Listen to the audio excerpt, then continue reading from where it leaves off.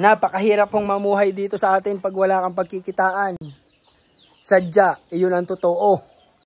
Yan o, kaya habang nariyan pa ako kayo sa ibang bansa, lagi ko naman sinasabi na habang kayo'y nariyan pa sa ibang bansa, ay magpundar, mag-ipon. Di yan ho, sa napagbilang aray, ay kakaltesin aring pinuhunang aring 103. Yan ho. At aring 103 aray ay ibabalik natin doon sa bumili ng pakain sa ating pinanser.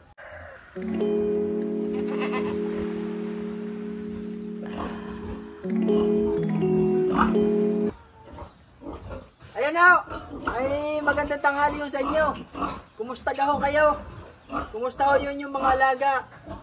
So ngayon nga hong tanghaling ito, ay marami hong nagtatanong sa akin kung yung akin daw hong ipinatimbang na 10 baboy, ay kung ako daw hong may kinita. Ang ingay ng baboy Kung magkano daw hong aking kinita. Ayan na, nakasulat lahat dito. At sasabihin ko sa inyo. Base ho sa aking pag-alaga, ay yun naman hong aking ipinagbenta na 10 baboy, iyon ho ay hindi ko sarili. Iyon ho ay may pinanser. Meron hong namuhunan at ang mangyayari ho doon, pag naipagbenta, ay hahatiin ang tinubo. Iyon nga ho, kung alam nyo yon, yung may namiminanser, may namumuhunan sa inyo, ay yun ho, ipapaliwanag ko. Yun nga hong aking mga big dito, yung iniaanak ng aking baboy, ay meron na hong nakuha ng anak. Yun hong taga Mindoro kay Boss Atan, yung isang vlogger na taga Mindoro, shout out. Si Boss Atan ho, ang aking pinanser, doon ho sa aking mga partner. Pero yung aking mga alagang inahin, mga ito, ay sarili ko ho, akin ho yun. Kaya ho sinamahan natin ng kaunting diskarte, yung lahat ho na magiging anak ng aking mga inahin baboy, ay ipagbebenta ko sa kanya. At ako naman ho, mag-aalaga, at siya naman ang bibili ng pakain, at lahat ng tutubuin ay hahatiin ho namin. Noong ako'y nag-alaga sa kanya, noong bilhin niya yung aking mga biik, ay 11 ho yun. Kaso nga ho, ay sinawing palad yung isa. Ay di sa 10 na ho, na ipagbenta natin. Kaya ho naman, nariho ang ating mga pinuhunan at ang ating tinubo. Yung 10 baboy ho, ay namuhunan kami. Yung 11 baboy ho, 11 biik ay namuhunan ng 37,400. Tapos ho, yung pakain, yung pinakain sa 10 nga ay 66,410. So kaya nga ho 10 ay sinawing palad yung isa. Ay di ang kabuuan ho lahat ay 103,810. Yan ho. Yan ho ang kabuuan na ipinakain at saka puhunan sa biik. Tapos ho, yung ating napagbilhan sa baboy, yun nga pala ho, ang per kilo ay 205 ang pagkapagbenta ko. Hindi ko nila na isulat din yung bawat kilo ng isang baboy. Nakalimutan ko isulat Base ho, ang napagbilhan natin ay 175,275. Yan ho. Di yan ho, sa napagbilang aray, ay kakaltesin aring pinuhunang aring 103. Yan ho. At aring 103 aray ay ibabalik natin doon sa bumili ng pakain sa ating pinanser. Tapos nga ho, ayun ay matitiraan, pag nabawasan natin yun, natiraan ho ng 71,465. So, ari yung 71,465 na ari ho, ang aming hinati. Ari ho yung tinubo, 71,465. Iyon ho, pinaghatian namin ni Boss Atan, kaya ho, bawat isa sa amin ay tumubo ho ng 35,732. Yan ho, yan ang aking kinita. Yan. 35,732. Di ka ho. Ako ay nagbenta na ng biik. Sigurado nang may nabili ng biik ko. Tapos ako naman mag-aalaga. Kaya ho, okay na okay. At yung akin naman yung pagbibenta ng baboy kay Boss Atan ay tamang presyo lamang. Minsan mababa. Dahil nga ho ako naman na mag-aalaga, ay di binababaan ko na. At ako naman nga ho may alaga. Ay di, ariyan ho. Sa mga nakakaalam ho noon, yung may namiminanser, ay mag-comment nga ho kayo.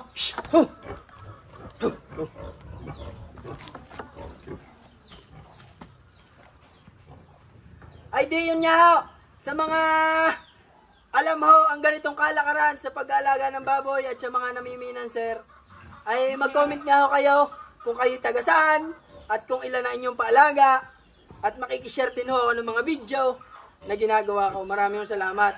So yun ho. Kailangan lang natin talaga samahan ng kaunting diskarte yung ating ginagawang sipag. Hindi ho kaunti, madaming diskarte. Para ho, maabot natin yung ating minimiti sa buhay. So yun nga ho, hindi lagi puro sipag. Kailangan ho samahan mo ng diskarte para uorsa ang buhay mo. Yun nga ho, at ang ating mga kambing gutom na, ay di pagkapagpakain ko naman ng ating mga inahing baboy at saka yung patiner, ay papakainin ko na rin ho ngayon yung aking mga kambing. Kahulihan ko ho yung pinakakain ng darak dahil nga ho napaka kukulit. Ay dililinisin ko na ho are yung ating mga inahing baboy na are at saka yung mga patiner. Yan nga ho mga kabayan, ang bago nating paggawang paanakan ng baboy. Yung dalawang yan ay aanak na. Tapos yung isa doon ay may anak na. At yung dalawa doon ay buntis na. At yung nasa itaas ho ay buntis na rin. At arehong nakataling are ay buntis na rin. Yan ho.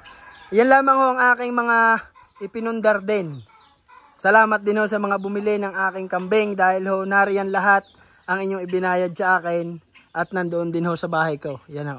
Nandyan ho lahat yung mga ibinayad nyo sa kambing ko. Diyan ko ho inilalagay sa kulungan ng baboy, kulungan ng baboy. Yan ho. At sa kambing nga pala, hindi pa tayo nakakapagawa yan. Nagawa pa ho kami. Gagawa pa lamang. Yan, lalagyan ho natin yan ng sahig. Yan. Yan ang ating mga kambing. Yan ho, ang bahay ni Cardo, nariyan. Yan si Cardo. Kung nakikita nyo si Cardo. Ay, pagkakalaki niyan. Yan. Ayan nga, papasok tayo sa loob. At noon nga ako nasa ibang bansa ay talagang pinilit ko na makapagpundar ng paunti-unti para ho pag-uwi ko naman din sa atin sa Pilipinas ay hindi na tayo mahihirapan. May mapapagsimulan na ho agad. Napakahirap hong mamuhay dito sa atin pag wala kang pagkikitaan. Sadya, iyon ang totoo. Yan ho, kaya habang nariyan pa ako kayo sa ibang bansa, lagi ko naman ho sinasabi na habang kayo ay nariyan pa sa ibang bansa ay magpundar, mag-ipon.